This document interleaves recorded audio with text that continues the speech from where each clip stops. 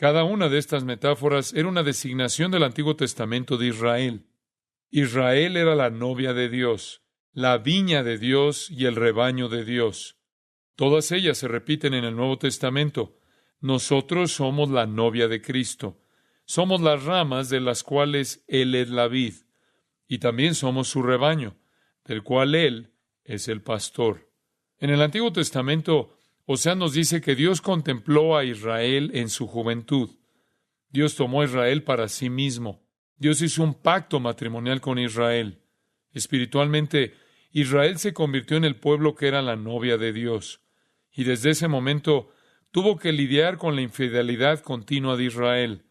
Los actos continuos de adulterio espiritual de Israel, quien incesantemente fue tras otros dioses.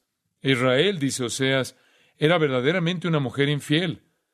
También en el Nuevo Testamento, la iglesia es vista como una vid, tal como se nos ve como una novia. Y en el Antiguo Testamento, la vid o la viña representaba a Israel.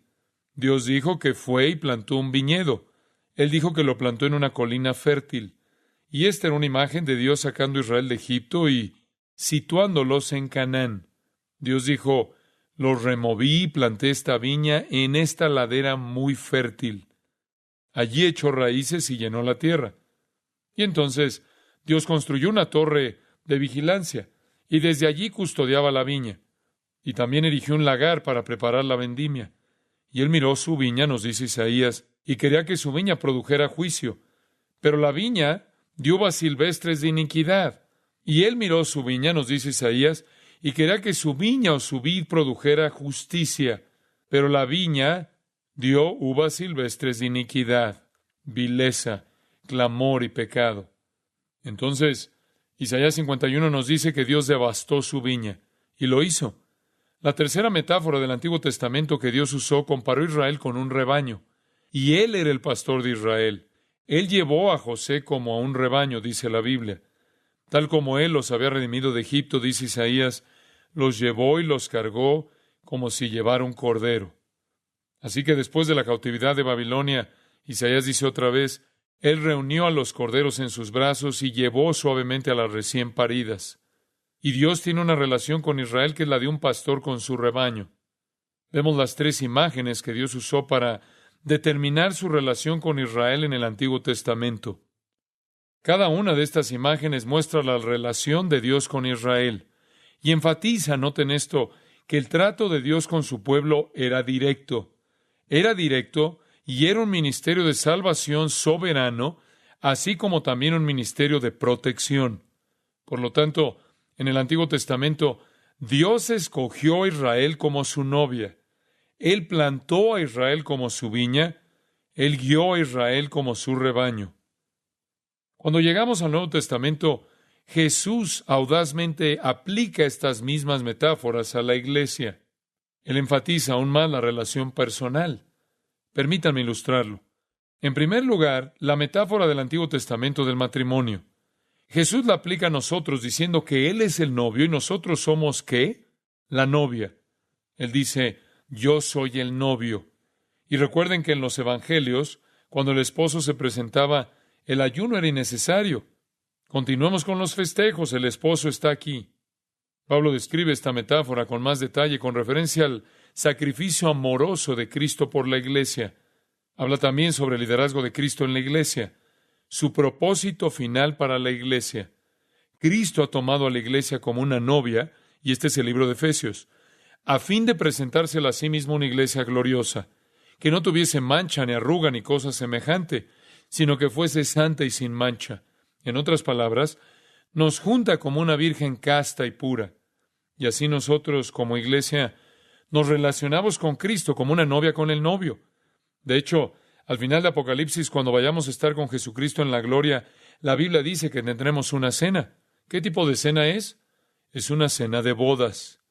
No solo eso, en 2 Corintios capítulo 5 dice que Dios nos ha dado las arras del Espíritu.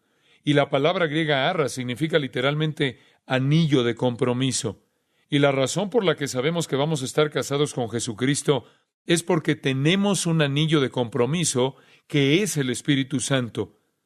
La metáfora del matrimonio está a lo largo de toda la escritura de Pablo en particular, y culmina con la visión de Juan de la gran cena de bodas del Cordero en la Nueva Jerusalén, al final del libro de Apocalipsis. Por lo tanto, Jesús utiliza la metáfora del matrimonio para describir a la iglesia. Jesús también tomó la imagen de la viña en la parábola del esposo malvado en Marcos 12. Y allí se refiere a Israel.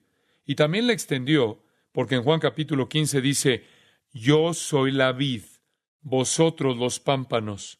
Allí se utiliza la misma metáfora. La iglesia son los pámpanos que dependen de la vid. Debemos permanecer en él y tenemos que estar sujetos a la purificación del viñador.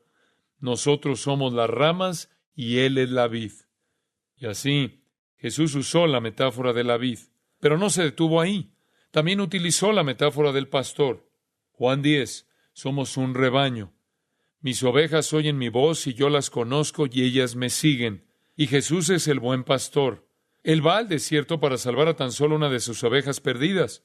Él da su vida por las ovejas. Él conduce a las ovejas a buenos pastos. Las protege de los lobos. Esta metáfora se expande a lo largo de todo el Nuevo Testamento. Estas son las tres metáforas básicas del Antiguo Testamento que Jesús aplicó para la iglesia. Estas son las principales. Hay otras 4. Estas son las principales que se encuentran en el Antiguo Testamento. Hay otras 4 a las que se alude en el Antiguo Testamento que Cristo también utiliza o que el Nuevo Testamento aplica a la iglesia. Y son las siguientes. El pueblo de Dios también es un reino. Y un reino es un dominio donde alguien es soberano. Y nosotros, amados hijos, hermanos, hijos de Dios, hermanos de Cristo, estamos bajo el dominio del gobierno de Dios y de Cristo. En estos momentos, estamos literalmente en su reino espiritual en el sentido de que Él nos rige. Somos un reino. Por ejemplo, Pablo dice en Colosenses 1:13, el cual nos ha librado de la potestad de las tinieblas y trasladado al reino de su amado Hijo. Así es, su querido Hijo. Y Cristo ejerce su dominio sobre nosotros por medio del Espíritu Santo. Si usted lee cuidadosamente entre líneas, eso es lo que se está diciendo. Esto es lo que dice Romanos 14:17.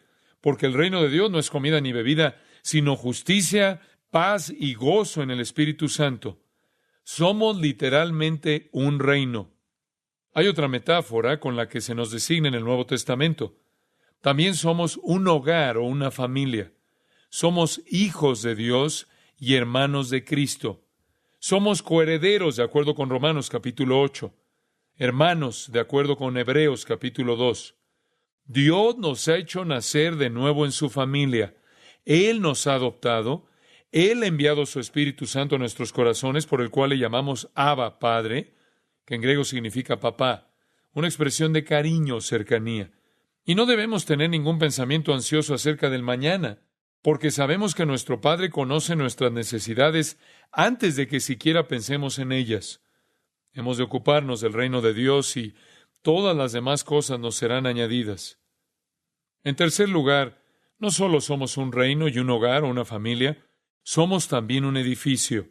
La iglesia es un edificio no hecho con manos, por cierto, sin embargo, una construcción.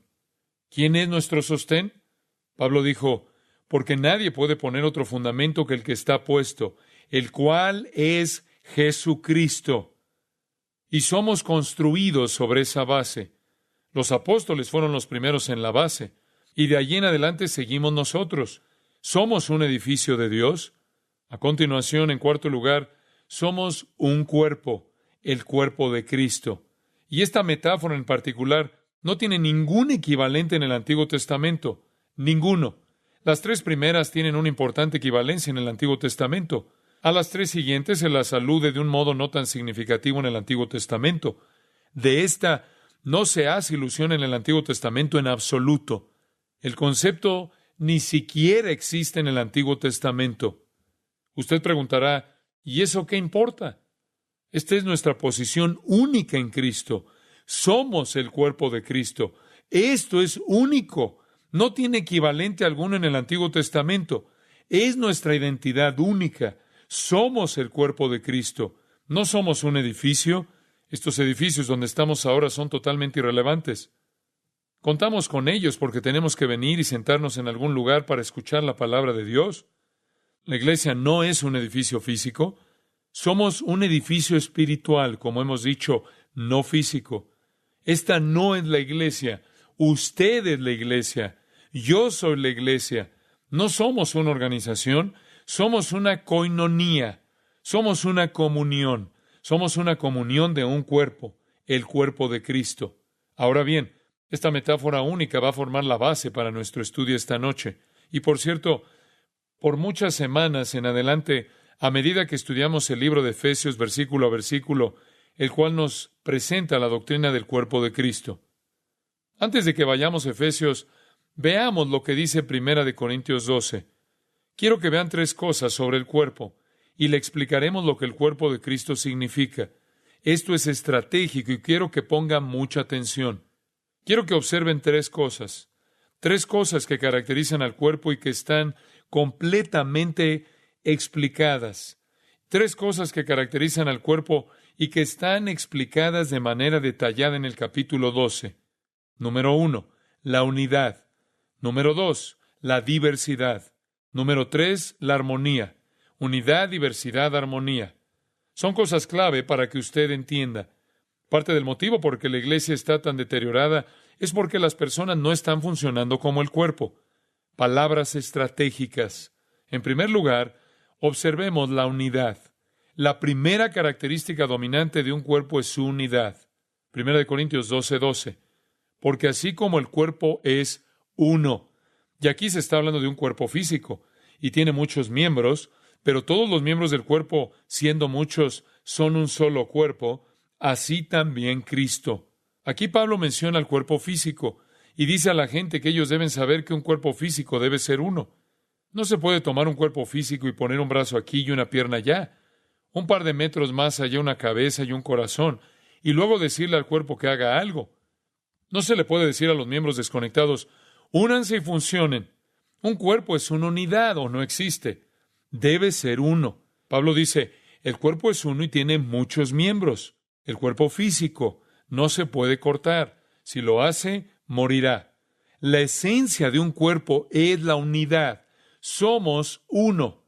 Así también Cristo. Somos un cuerpo. Cristo es la cabeza, nosotros somos el cuerpo, todos los miembros, somos uno. Si nos separamos, estamos muertos. No podemos separarnos. ¿Funcionamos como una unidad o no funcionamos? Somos uno. Y Cristo es la cabeza del cuerpo, de la cual proviene toda la instrucción, todo el poder cerebral, toda la energía y todos los recursos para hacer que cada parte del cuerpo funcione. La cabeza es la vida. Usted puede cortar la mano y el brazo, y la cabeza mantendrá la vida. Y usted puede cortar partes del cuerpo y la vida continúa ahí. Pero si le corta la cabeza, la vida se acaba. Y lo mismo es cierto en el cuerpo de Cristo. Una analogía perfecta. Cristo, nuestra cabeza, es la fuente de nuestra vida. Efesios 5:23, Pablo dice, Cristo es cabeza de la iglesia. En Colosenses 1:18 dijo, y Él es la cabeza del cuerpo que es la iglesia. Cristo es la cabeza. Cristo es la cabeza. Algunas personas piensan que son la cabeza. Piensan que son la cabeza de la iglesia. Conozco un hombre que tiene ese título. Él no es la cabeza de la iglesia. Jesucristo es cabeza de la iglesia. Todos los creyentes son uno en Él, un solo cuerpo, una unidad. Recibimos todos los recursos, todas nuestras fuerzas, toda nuestra sabiduría y nuestras instrucciones de la misma cabeza. Noten el versículo 13.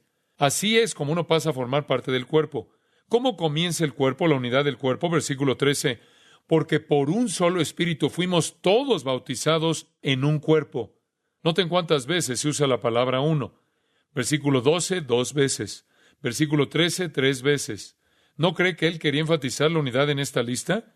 Porque por un solo espíritu fuimos todos bautizados en un cuerpo, sean judíos o griegos, sean esclavos o libres, y a todos se nos dio a beber de un mismo espíritu. Somos uno. Y la salvación es el punto inicial de nuestra unidad. Todos llegamos al cuerpo por el mismo espíritu. Todos llegamos de la misma manera. ¿Cuál? Jesucristo, una puerta. Jesucristo. Estamos en un solo cuerpo porque todos fuimos bautizados por un solo espíritu en un mismo cuerpo. Y ahora tenemos ese mismo espíritu morando en nosotros. Versículo 13. Por un solo espíritu fuimos todos bautizados en un cuerpo. ¿Qué dice la gente que es el bautismo del Espíritu Santo? En este versículo está claramente definido. Es el Espíritu Santo de Dios colocando al creyente en el cuerpo de Cristo. Eso es exactamente lo que dice ahí. Por un solo espíritu fuimos todos bautizados en un cuerpo. Usted entró en el cuerpo de Cristo en el momento de la salvación al ser colocado allí por la energía del Espíritu. Desde el momento en que usted recibió a Jesucristo, usted formó parte de ese único cuerpo y fue puesto allí por ese mismo Espíritu. No solo se le colocó en ese lugar, el versículo 13 dice que también tiene el mismo Espíritu que mora en nosotros. A todos se nos ha dado a beber de un mismo Espíritu. ¿Se da cuenta que está haciendo hincapié en nuestra unidad? Ese es el punto. Está haciendo hincapié en nuestra unidad. Hemos nacido del Espíritu, ¿no es cierto? Nosotros ponemos la fe en Jesucristo. Hemos nacido del Espíritu, por el mismo Espíritu colocados en el cuerpo de Cristo. Al ser colocados en el cuerpo de Cristo, se nos dio el mismo Espíritu. El Espíritu nos ha redimido por la fe en Cristo. El Espíritu hace realmente el trabajo de regeneración. El Espíritu nos regenera, nos coloca en el cuerpo de Cristo, viene a morar en nosotros. Usted se pregunta si en todos los cristianos vive el Espíritu Santo. Délo por seguro. Es un hecho. Romanos 8:9 lo dice. Si alguno no tiene el Espíritu de Cristo, no es de él. No existe el creyente que no tenga el Espíritu Santo. No existe tal cosa. Si alguno no tiene el Espíritu de Cristo, no es de él. Inviértalo. Si usted le pertenece a él, usted tiene el Espíritu Santo. Recibe el Espíritu Santo, primero que nada, él lo ha regenerado, colocado en el cuerpo. Entonces usted le recibió, bebió de él. Él vino dentro de usted. Él vino a usted. Él vino a su interior. Ahora, ¿ve que nuestra unidad está sujeta en el Espíritu? Por eso Pablo dice en Efesios 4:3 que tenemos la unidad del Espíritu. Debido a que es el mismo Espíritu quien nos regenera, nos bautiza en el cuerpo y mora en nosotros. Nuestra unidad entonces no se basa en una base de denominación artificial. No se basa en el hecho de que solo somos todos creyentes en Cristo. Se basa en el hecho de que hemos sido identificados por el trabajo de un solo Espíritu. Ese es el punto de nuestra unidad. Tenemos un solo Espíritu. Él es el mismo tanto en mí como en usted. Mismo Espíritu. Llegué a Jesucristo, creí en Él, fui regenerado por el mismo Espíritu y de la misma manera colocado en el mismo cuerpo por el mismo Espíritu de la misma manera, habitado por el mismo Espíritu de la misma manera que usted. Y por lo tanto, nuestra unidad está en el Espíritu. Es por eso que cuando un creyente opera en la carne, opera de manera contraria al buen funcionamiento del cuerpo, porque el cuerpo debe funcionar en la unidad del Espíritu. No hay otra manera de entrar en el cuerpo de Cristo, sino siendo bautizado en el cuerpo por el Espíritu. Y solo hay una manera de ser bautizado en el cuerpo por el Espíritu, y es siendo redimido por Jesucristo. Todos venimos de una manera por medio de un Salvador, por medio de un solo Espíritu, por solo una salvación, y así comienza nuestra unidad. En el cuerpo de Cristo, todos llegamos a través de la sangre de Jesucristo por el Espíritu de Dios. Así comenzamos con la unidad esencial. ¿No es interesante cómo una vez que todos hemos conseguido esa unidad y estamos en el cuerpo, nos dispersamos? Todos venimos de la misma manera. Experimentamos el mismo Espíritu, tenemos el mismo Espíritu que reside en nosotros y nos esparcimos. Y entonces pasamos todo nuestro ministerio tratando de poner el cuerpo junto, una vez más, para darnos cuenta de nuestra unidad. Somos uno solo. No existen cosas tales como los supersantos. No los hay. Un pastor dijo, la iglesia es tan fría y el cuerpo está tan muerto que cuando alguien llega con una temperatura de 37 grados centígrados, creemos que está enfermo. Creemos que tiene fiebre, pero es normal. Tranquilícenlo. Está fuera de control. Estar totalmente comprometidos con Jesucristo y totalmente absortos en el ministerio del Espíritu no es ser maravilloso, es ser normal. Usted vino por un espíritu a un cuerpo, al igual que el resto del mundo. Ese es el punto de nuestra unidad. No hay nadie que se pueda poner de pie en el cuerpo de Cristo y decir, yo llegué aquí de este modo, tú quédate allá abajo. No, venimos de la misma manera, y fue por gracia, no fue por obras. Si fuera por obras, todos nos estaríamos jactando, ¿no es así? Todos somos trofeos de la gracia, traídos al cuerpo de la misma manera. No tenemos nada de qué gloriarnos, nada de qué presumir, nada para ponernos de pie y decir, yo voy a enseñorearme de ti. Y la dicotomía entre los laicos y el clero no es bíblica. Yo no estoy por encima de usted, fuera de que esta plataforma tiene quizás 1 metro de altura. Esa es la única prominencia que tengo sobre usted, y si le molesta, predicaré desde aquí abajo. Yo no soy alguien que está por encima de usted, y usted no es alguien que está por encima de otra persona y que está por debajo de otra persona. Somos uno. Entiéndalo. No hay jerarquía en el Nuevo Testamento. Hay diferentes dones, pero no hay jerarquía. Si quiere un organigrama del cristianismo, tiene a Cristo en la cabeza y luego desde ahí es un gran círculo. Eso es todo. Todos llegamos al cuerpo de la misma manera. Todos somos trofeos de la gracia de Dios. No hay jerarquía. Todos somos uno. Recuérdelo. Hace unos minutos presentamos metáforas de la iglesia. ¿Ha notado cómo cada una de ellas, sin excepción, enfatiza la unidad? Observe esto. Somos una esposa con un marido. Somos un solo rebaño con un pastor. Somos un grupo de ramas de una vid. Somos un reino con un rey. Somos una familia con un solo padre. Somos un edificio con un cimiento. Somos un solo cuerpo con una sola cabeza, Jesucristo. Somos uno. La Biblia no distingue ramas gruesas y ramas delgadas, u ovejas cojas y ovejas extraordinarias. El mensaje del cuerpo de Cristo es el mensaje de unidad. Somos uno. Somos uno en Cristo. No hay lugar para la jerarquía. No hay lugar para la clase alta, la clase baja. Y le diré algo más. No existe tal cosa como un creyente aislado. No hay ningún creyente que sea parte del cuerpo que esté sentado aquí solo. Usted está en el cuerpo. Es parte de él tanto como yo o cualquier otra persona. No hay cosas tales como la clase superior y la clase inferior de cristianos. Y no hay ninguno que esté fuera del cuerpo. Todos ustedes están en el cuerpo. Solo para enfatizar su unidad, permítanme leer algo de la misma. Lo estudiaremos en las próximas semanas. Efesios 4:4. Un cuerpo y un espíritu, como fuisteis también llamados en una misma esperanza de vuestra vocación. Un Señor, una fe, un bautismo, un Dios y Padre de todos, el cual es sobre todos y por todos y en todos. Una. ¿Lo ve? Y me gusta esto. 1 Corintios capítulo 1, solo para ilustrar esto. ¿Saben lo que pasó en el cuerpo de Cristo en Corinto? Se dividieron y preguntaban, ¿con quién estás? Algunos decían que estaban con Apolos, otros con Pablo, otros con Cefas. Bueno, escuchen, yo sigo a Cristo. Siempre hay alguien así en la multitud. Así estaban en 1 Corintios 1:12. Quiero decir que cada uno de vosotros dice, yo soy de Pablo, y yo de Apolos, y yo de Cefas, y yo de Cristo. Luego, versículo 13, ¿acaso está dividido Cristo?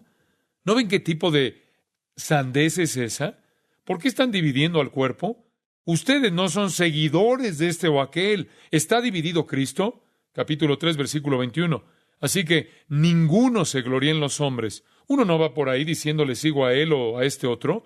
No se gloríe en eso, porque todo es vuestro. Sea Pablo, sea Apolo, sea Cefas, sea el mundo, sea la vida, sea la muerte, sea lo presente, sea lo porvenir. Todo es vuestro, y vosotros de Cristo, y Cristo de Dios.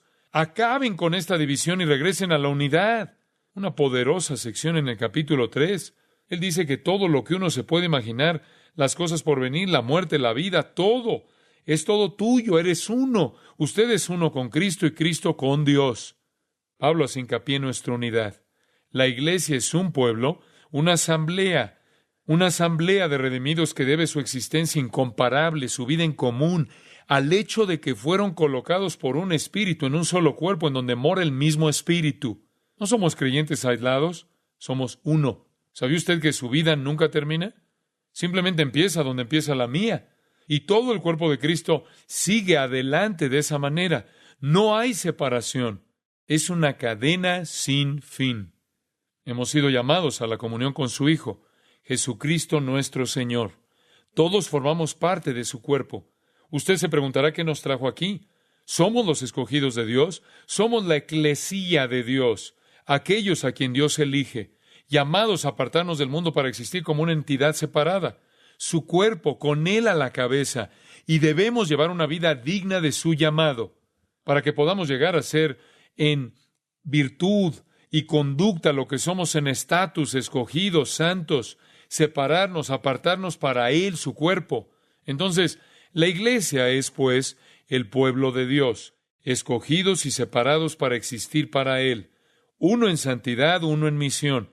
Todos tenemos la misma misión, uno en sufrimiento y uno en gloria. Somos uno. Efesios 2:2, escuchen esto. En aquel tiempo estabais sin Cristo, alejados de la ciudadanía de Israel y ajenos a los pactos de la promesa, sin esperanza y sin Dios en el mundo. Pero ahora en Cristo Jesús, vosotros que en otro tiempo estabais lejos, habéis sido hechos cercanos por la sangre de Cristo, porque Él es nuestra paz, que de ambos pueblos hizo uno, que es judío y gentil, derribando la pared intermedia de separación, aboliendo en su carne las enemistades, la ley de los mandamientos expresados en ordenanzas, para crear en sí mismo de los dos un solo y nuevo hombre, haciendo la paz y mediante la cruz reconciliar con Dios a ambos en un solo cuerpo. Y luego continuó diciendo, porque por medio de Él los unos y los otros tenemos entrada por un mismo espíritu al Padre. Somos uno. Gálatas 3:28, ya no hay judío ni griego, no hay esclavo ni libre, no hay varón ni mujer, porque todos vosotros sois uno en Cristo Jesús. Ninguna de esas distinciones existe en la iglesia en términos de nuestra posición en la bendición de Cristo. Somos este hombre nuevo, un cuerpo nuevo, el cuerpo de Cristo, algo nuevo. Antes no existía. Y Cristo ha abolido todas las barreras que nos hacen uno. Ha suprimido las barreras de nacionalidad, las barreras de raza, las barreras de clase, las barreras de sexo. Cada barrera ha sido abolida para formar a un hombre nuevo. Eso es algo glorioso. Somos uno. No importa quién eres, si amamos a Jesucristo, somos uno. Algunas personas no pueden entender esto. Piensan que existen cristianos aquí arriba y luego aquellos de clase baja. Eso no es así. Así que los días de la discriminación se han acabado. La iglesia que Cristo ha creado, encabezada por Cristo, no tolera las diferencias en absoluto. Ninguna. Hay algunos lugares en los que no se puede predicar este mensaje sin ser enviado a la cárcel. El apóstol Pablo nos repite el mensaje nuevamente en Romanos 10, 12 y 13. Porque no hay diferencia entre judío y griego, pues el mismo que es Señor de todos, es rico para con todos los que le invocan, porque todo aquel que invocar el nombre del Señor será salvo. Todas las barreras desaparecen. No hay barreras en Jesucristo. Somos un nuevo hombre. Y como resultado, todos los cristianos, ya sean judíos o gentiles, hombres o mujeres, esclavos u hombres libres, analfabetos, analfabetas, salvajes o griegos educados, sea cual fuera el caso, todos somos conciudadanos. Pablo nos llama a 4 cosas usando palabras griegas. Nos llama conciudadanos, coherederos, miembros, copartícipes. Uno, una unidad. En todas las metáforas se hace hincapié en la unidad. Es mi oración por esta iglesia que por lo menos esta parte del cuerpo de Cristo pueda sentir nuestra unidad. Necesito sufrir cuando usted sufre, y usted tiene que estar dolido cuando yo estoy dolido. Y tengo que ser sensible a sus necesidades. Y usted tiene que ser sensible a las mías. Y yo tengo que darle amor cuando necesita amor. Y necesito que usted me lo dé cuando yo lo necesite. Y exhortarlo cuando usted necesita que lo exhorten. Y que me exhorten cuando yo lo necesito. Y cuando necesite ser reprendido, reprenderlo. Y cuando necesito reprensión, que usted me reprenda a mí. Eso va para todos, excepto mi esposa. No quiero que se entusiasme. Ella ya lo hace. Usted y yo tenemos que funcionar en conjunto, ser sensibles el uno por el otro. Usted no debe aislarse como cristiano. Debe entrar en la corriente del cuerpo de Cristo. Debe entrar en la corriente de la vida del cuerpo. Muchos cristianos hoy vienen a la iglesia el domingo por la mañana, se sientan y piensan que Dios se siente bendecido por su presencia aquí. Y no tienen el concepto de operar en la corriente de la vida del cuerpo, por lo que funcionan como miembros incapacitados y mutilan al cuerpo de Cristo. Y el resto de nosotros andamos cojeando, tratando de compensar sus incapacidades. se debe estar en la corriente principal de la vida del cuerpo. Usted debe ser sensible a mí y yo tengo que ser sensible a usted. Somos uno. Esto es lo que quería Jesús, desesperadamente. Juan capítulo 17, un capítulo precioso, una mirada al corazón de Jesucristo. Escúchenlo a Él orando a su Padre. Pongan atención por lo que Él ora.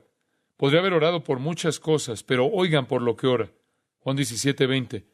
Mas no ruego solamente por estos, sino también por los que han de creer en mí por la palabra de ellos. En otras palabras, no solo estoy orando por mis discípulos, estoy orando por los que han de creer en mí por la palabra de ellos en el futuro. Ahora, ¿por qué voy a orar? Versículo 21. Para que todos sean uno, como tú, oh Padre, en mí y yo en ti, extrasensibles el uno por el otro. Es tan hermoso que ellos también sean uno en nosotros, para que el mundo crea que tú me has enviado. ¿Saben lo que convencerá al mundo acerca de quién es Jesús? Cuando seamos uno, la gloria que me diste, yo les he dado, para que sean uno, así como nosotros somos uno. Él nos otorgó su gloria, para que pudiéramos ser uno, y su gloria es el Espíritu Santo. La presencia del Espíritu Santo es nuestro punto de unión, todos con el mismo Espíritu, que es nuestro enlace para la unidad. Yo en ellos y tú en mí, para que sean perfectos en unidad, para que el mundo conozca que tú me enviaste y que los has amado a ellos como también a mí me has amado. Cuando seamos uno, realmente eliminaremos la complacencia de este mundo.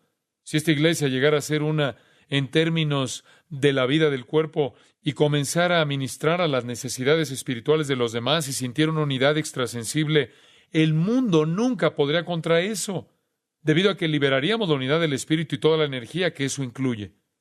Usted se preguntará cómo trabaja esta unidad. La clave está basada en la humildad. Vayamos a Filipenses 2:2. Jesús oró para que fuéramos uno. Pablo también deseaba lo mismo y los filipenses evidentemente no habían cumplido con esto. Quizás nos pueden dar un buen ejemplo de lo que necesitamos oír. Versículo 2, Pablo le dice a los filipenses: completad mi gozo, sintiendo lo mismo, teniendo el mismo amor, unánimes, sintiendo una misma cosa. ¿Ve lo que Pablo quiere que sean? Uno, solo sean uno. Tengan el mismo tipo de amor, el mismo amor. Sean uno, sean de un mismo sentir. ¿Qué sentir? Versículo 5. Haya pues en vosotros este sentir que hubo también en Cristo Jesús. ¿Cuál es? Versículo 6. El cual, siendo en forma de Dios, no estimó el ser igual a Dios como cosa que aferrarse, sino que se despojó a sí mismo, tomando forma de siervo, hecho semejante a los hombres, y estando en la condición de hombre, se humilló a sí mismo, haciéndose obediente hasta la muerte y muerte de cruz. Ese es el espíritu de humildad condescendiente. Aquí está la mente de Cristo. Él estaba allí, vino y fue obediente hasta la muerte. Esa es la humildad. ¿Ya sabe cómo llegamos a ser uno? Versículo 4. No mirando cada uno por lo suyo propio, sino cada cual también por lo de los otros. ¿Ya sabe cómo llegamos a ser uno? Siendo como Jesús y diciendo: mira, no importa mi persona, solo quiero venir aquí, y si eso significa sufrir para mostrar mi amor, voy a sufrir. La humildad solo dice que yo no me preocupo por mi persona. Solo me importas tú. ¿Se imagina lo que pasaría si todos nosotros no nos preocupáramos para nada por nosotros mismos y por todo para los demás? Usted estaría muy bien cuidado. Todo este cuerpo cuidaría de usted. Pero la mayoría de los cristianos pasa mucho tiempo cuidando de sí mismos.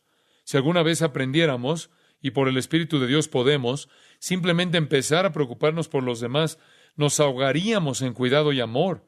Es la mente de la humildad. Yo no importo. ¿Por qué debería preocuparme por mí mismo? Yo solo quiero cuidar de ti. No hay egos heridos, no se ofende a nadie. La mente de la humildad era la mente de Cristo. Cuando Cristo llegó aquí, nunca trató de mantener su ego. Le escupieron y ahí permaneció parado. Le clavaron en la cruz, colgaba de allí. No dijo que no podían hacerle eso a él, que no lo toleraría. La mente de la humildad dice que si esto significa tu salvación y si esto significa tu beneficio y tu bendición, voy a sufrir, porque solo me preocupo por ti. ¿Eso suena extraño? Tristemente, pero eso es lo que el concepto del cuerpo significa. Es cuidar del otro y no cuidar de uno mismo. ¿Lo sabía? De eso se trata. En Romanos 12:3 dice Pablo, digo pues, por la gracia que me es dada a cada cual que está entre vosotros, que no tenga más alto concepto de sí que el que debe tener, sino que piense de sí con cordura, conforme a la medida de la fe que Dios repartió a cada uno. Porque de la manera que en un cuerpo tenemos muchos miembros, pero no todos los miembros tienen la misma función, así nosotros, siendo muchos, somos un cuerpo en Cristo y todos miembros los unos de los otros. Todos estamos en el cuerpo de Cristo. ¿Cómo hacemos para obtener nuestra unidad? Al no pensar en mí, sino en ti. Usted no tiene que preocuparse acerca de su propio ego. Usted no tiene que preocuparse de sus pequeños problemas. Usted no tiene que ser tan egocéntrico en todos sus pensamientos que siempre sean acerca de usted. Simplemente extienda la mano y toque la vida de alguien y olvídese de sí mismo. Somos uno. Y el punto de fusión para nuestra unidad debe ser la humildad. Usted preguntará ¿hasta dónde? Usted podrá ser pisoteado. Que le pisoteen. ¿Cree que Dios le puede restaurar? Sí. 1 Corintios 6. Espero que ninguno de ustedes esté en litigio en este momento. 1 Corintios capítulo 6 está a punto de ser devastado. 1 Corintios 6, 7 y 8 me encanta. Aquí Pablo está condenando a un cristiano que demanda a otro cristiano. Va a la corte y argumenta públicamente con él. Por cierto, es ya una falta en vosotros que tengáis pleitos entre vosotros mismos. ¿Por qué no sufrís más bien el agravio? ¿Por qué no sufrís más bien el ser defraudados? ¿Por qué no dejarme más bien ser defraudado? Solo aprenda que no podría importarle menos lo que le ha pasado. ¿Y quiere saber algo? Algún hermano le puede haber defraudado, pero algún otro hermano le va a ayudar, ya que una persona generosa y una persona cariñosa recibe lo que da y recibe de regreso el amor que entregó. Cristo es nuestra cabeza. Nosotros somos el cuerpo y estamos para servir el uno al otro en amor. La humildad es la clave. Hay una segunda clave como la humildad y es el amor. Hay un versículo que es tan conmovedor, Juan 13:34, cuando Jesús dice, un mandamiento nuevo os doy, que os améis unos a otros. ¿Ahora ve lo que significa el amor? Al amor no le importa lo que pase. El amor no depende de las circunstancias. El amor solo se irradia hacia afuera, no importa lo que hagan. Eso es amor. El amor no elige. El amor está ahí. Todo el que se interponga en el camino recibe amor. Hay personas que dicen, yo amo a esa persona en el Señor, que es como decir que la odia. Es lo mismo, ¿no? No puede amar a alguien en el Señor. Usted la ama o no. Y Jesús dijo, esto no es una opción, este es un nuevo mandamiento. Usted dice, bueno, no tenemos la capacidad. Oh, sí. Romanos 5:5. El amor de Dios ha sido derramado en nuestros corazones. Un mandamiento nuevo os doy, que os améis unos a otros como yo os he amado, que también os améis unos a otros. Y cuidado con esto. En esto conocerán todos que sois mis discípulos, si tuviereis amor los unos con los otros. ¿Sabe usted cómo convencer al mundo de que Jesús es real y que realmente le amamos? La mayor evangelización en el mundo es tanto amor que el mundo no puede entenderlo. Si el principio que trae nuestra unidad es la humildad, la marca de nuestra unidad es el amor. Pablo se lo dijo a los tesalonicenses, el Señor os haga crecer y abundar en amor unos para con otros. Juan dijo que este es el mensaje que habéis oído desde el principio, que os améis los unos a los otros. ¿Está seguro que usted ama? ¿Ama como Cristo amó? ¿O es tan protector de su ego que cada vez que algo sale mal, toma represalias y reacciona y se amarga?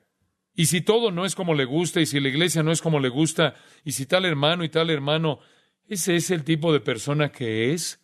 ¿O es usted la clase de persona amorosa que no importa cuáles sean las circunstancias, su amor solo brota y todo lo que hay ahí afuera lo recibe? Somos uno. Y el principio de nuestra unidad es la humildad y la marca de la unidad es el amor. Es el tipo de amor que se humilla.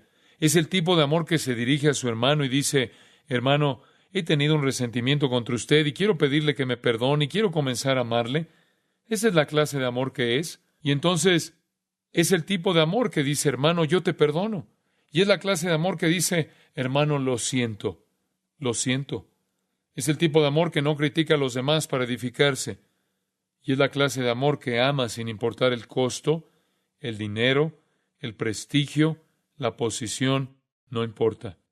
Nuestra unidad se incrementará y afectará nuestra humildad y amor. Ahora voy a decirlo de esta manera. Si usted siente algo que no sea amor por algún creyente, para que el cuerpo de Cristo sea alguna vez saludable, usted va a tener que orar a Dios, arrepentirse y confesar, e ir a ese creyente y arreglar las cosas. Tiene que ir con ese creyente y arreglar las cosas. Tenemos que tener su amor. Así es, el suyo. Escuchen todos. Debemos tener su amor para la unidad del cuerpo. Nunca la tendremos sin el suyo. Tenemos unidad posicionalmente, tenemos que tenerla en la práctica o el mundo nunca la conocerá. Y experimentaremos la alegría de la vida del cuerpo. Y por eso somos uno. Practiquemos nuestra unidad posicional. La segunda cosa sobre el cuerpo, regresemos un minuto a 1 Corintios 12. Si el primer aspecto del cuerpo es la unidad, el segundo aspecto es la diversidad. Diversidad. Somos uno y sin embargo somos muchos. Ahora el versículo 14 de 1 Corintios 12. Además, el cuerpo no es un solo miembro, sino muchos. La unidad es nuestra base. La diversidad es cómo funcionamos. El cuerpo es uno, y sin embargo hay brazos y dedos y todas las diversas partes y oídos, ojos y todos los diferentes miembros del cuerpo, cada una claramente con una función única de funcionamiento, y sin embargo como uno solo. El versículo 14 dice, además, el cuerpo no es un solo miembro, sino muchos. Hay diversidad dentro del cuerpo. Todos somos diferentes. Romanos 12, teniendo diferentes dones según la gracia que nos es dada. En otras palabras, si Dios le da un don espiritual, Él le da la cantidad de fe para ponerlo a funcionar. ¿Se imagina lo que sucedería si Dios le hubiera dado un don en particular y no la fe para desempeñarlo? Sería frustrante. O si Dios le hubiera dado demasiada fe con respecto al don que Él le ha dado. Dios equipara la medida de la fe con los dones para que usted siempre tenga la cantidad exacta de fe para desarrollar el don adecuado. Estos van a ser breves, solo se los mencionaremos, pero la diversidad es importante. Todos tenemos dones diferentes. Vamos a hablar de los dones del Espíritu cuando estemos en Efesios, por lo que no vamos a agotar el tema. El versículo 4 de este capítulo. Permítanme que se los lea. Ahora bien, hay diversidad de dones. Estos no son talentos, no son habilidades innatas. Estos son dones otorgados por el Espíritu. Cuando usted se convierte en cristiano, Dios, a través de su Espíritu, le provee a usted un don específico. Son dados por el Espíritu dones divinos que usted posee. Hay diversidad de dones, pero el Espíritu es el mismo. Ahora podrá ver que el cuerpo necesita esto, ¿verdad? Tenemos que complementarnos. Nosotros no podemos ser todo, ¿no es cierto? Yo puedo hacer una cosa, usted puede hacer una cosa, alguien más puede hacer otra cosa y así nos ministramos por la salud del cuerpo. Cualquier órgano que no funciona mutila y paraliza el cuerpo. Hay diversidad de dones con el mismo Espíritu. Hay diversidad de ministerios, el mismo Señor. Hay diversidad de actividades, pero el mismo Dios. Es la diversidad en la unidad.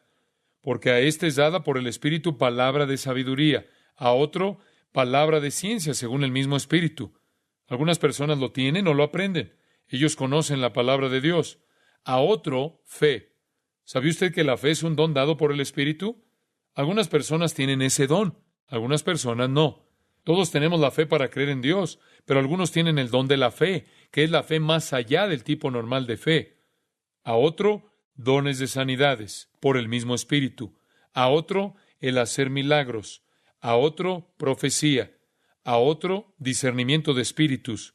A otro, diversos géneros de lenguas. Y a otro, interpretación de lenguas. Y por supuesto, si estudia cuidadosamente la palabra de Dios, se dará cuenta de que hay todo tipo de dones mencionados en Romanos 12 y en Efesios también. Algunos de ellos son temporales, algunos de ellos son permanentes, algunos de ellos son para los incrédulos, algunos de ellos son para la edificación del cuerpo. No vamos a detenernos en todo eso, pero básicamente hay diversidad de dones. Versículo 11, pero todas estas cosas las hace uno y el mismo Espíritu, repartiendo a cada uno en particular como Él quiere, con el fin de permitir el funcionamiento en el cuerpo para que todos podamos ministrarnos unos a otros. Y para que yo pueda trabajar con usted y pueda hacer para usted lo que usted no puede ser, yo puedo instruirle a usted y tal vez usted pueda hacer algo ejerciendo otro don para mí. Todos podemos trabajar juntos. El Espíritu ha dividido los dones en un equilibrio hermoso. Y voy a decirlo de manera simple. Si usted no está utilizando su don, alguien está siendo estafado. Alguien está sufriendo. Efesios nos dice que incluso la diversidad de los dones conducirá a la unidad. ¿Lo sabía? Efesios 4, 11 y 12. Y él mismo constituyó a unos apóstoles, a otros profetas, a otros evangelistas, a otros pastores y maestros, a fin de perfeccionar a los santos para la obra del ministerio, para la edificación del cuerpo de Cristo, hasta que todos lleguemos a la unidad de la fe. Como verá, la diversidad de los dones trae unidad. Usted preguntará, ¿cómo? Bueno, a medida que todos nos ministramos unos a otros y todos estamos siendo ministrados y ejerciendo nuestros dones en un intercambio perfecto, estamos madurando todos juntos. Y cada miembro recibe el cumplimiento perfecto de los dones. Así nos estamos uniendo. Porque si usted me está ministrando y yo le estoy ministrando a usted, y juntos estamos ejerciendo los dones que Dios nos ha dado, estamos todos juntos creciendo en un cuerpo maduro perfecto. Y así, la diversidad es muy importante. Sus dones espirituales son una bendición dada por un Dios soberano y hay que utilizarlos. La Biblia no dice que encuentre una organización e imparta su don en ella. ¿No dice eso? Si usted tiene un don espiritual, ejérzalo. Si usted tiene el don de ayudar, vaya a ayudar a alguien. ¿No necesita la organización de la iglesia? Hágalo. Si usted tiene el don de enseñar, busque una clase y enseñe. Busque a alguien que necesita ser enseñado. Si usted tiene el don de evangelizar, busque a alguien que no conoce a Jesucristo y evangelícelo. ¿No necesita la organización de la iglesia? Muchas personas están quietas, tienen dones espirituales que el cuerpo de Cristo anhela, y alguien necesita que le ministren. No espere a que la organización le dé un puesto. Vaya a buscar a alguien y practique su don. Y si usted no puede encontrar a alguien a quien ayudar con su don, entonces usted, para empezar, probablemente no está en la corriente principal de la vida del cuerpo. Necesitamos que su don sea ejercido. El Espíritu no se lo otorgó para dejarlo apoyado sobre un estante. Usted dirá, bueno, yo no sé cuál es mi don. Averígüelo. Lea la lista de dones en Romanos 12, 1 Corintios 12 y Efesios 4. Descubra cuál es el suyo por medio de la oración y mediante el estudio de los dones y la determinación de qué es lo que le gusta hacer y qué hacer con la bendición del Espíritu. Usted sabe que no tiene el don de ser pastor o maestro si usted es una mujer. Eso queda eliminado. En segundo lugar, usted sabe que no tiene el don de evangelismo si no puede estar delante de la gente y hablar, al menos a gran escala. Si le gusta trabajar con la gente, tal vez tenga el don de ayudar. Si usted es un gran organizador, tal vez usted tiene el don de administrar o gobernar. Sea cual fuere, usted los descubrirá y le prometo que si usted es honesto y quiere saberlo, el Espíritu Santo se lo mostrará. Y no se preocupe por esta iglesia. No se preocupe por Grace Community Church. Encuentre a alguien que necesite ser ministrado y ministreles. Usted no necesita esta organización para ejercer su don. Si lo hace, está apoyado en una muleta. Utilice su don. Si no hay vacante en la estructura, vaya a ministrar a alguien más. Vaya a enseñar a alguien. Vaya a buscar a alguien que quiere saber. Usted dice, ¿dónde están? Esta misma noche, la iglesia está llena de personas que necesitan conocer la palabra de Dios. Probablemente podrá comenzar con un conocido, ir a la casa de alguien, reunirse con ellos un día y sentarse a enseñarles algunas cosas. Hay tantos cristianos nuevos en esta iglesia que necesitan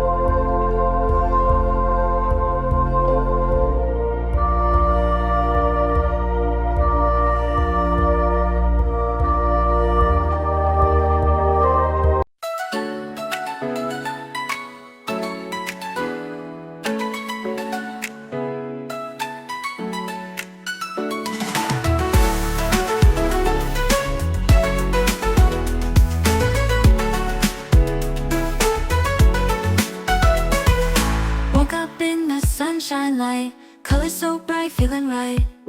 Hop in my shoes, run into the day. Sparkles in the air, come and play. Laughing and dancing, around we go. Hearts are like fireflies aglow. Singing our song under the blue sky, holding hands high, you and I. This is my happy dream, like a sweet melody. We're flying so free.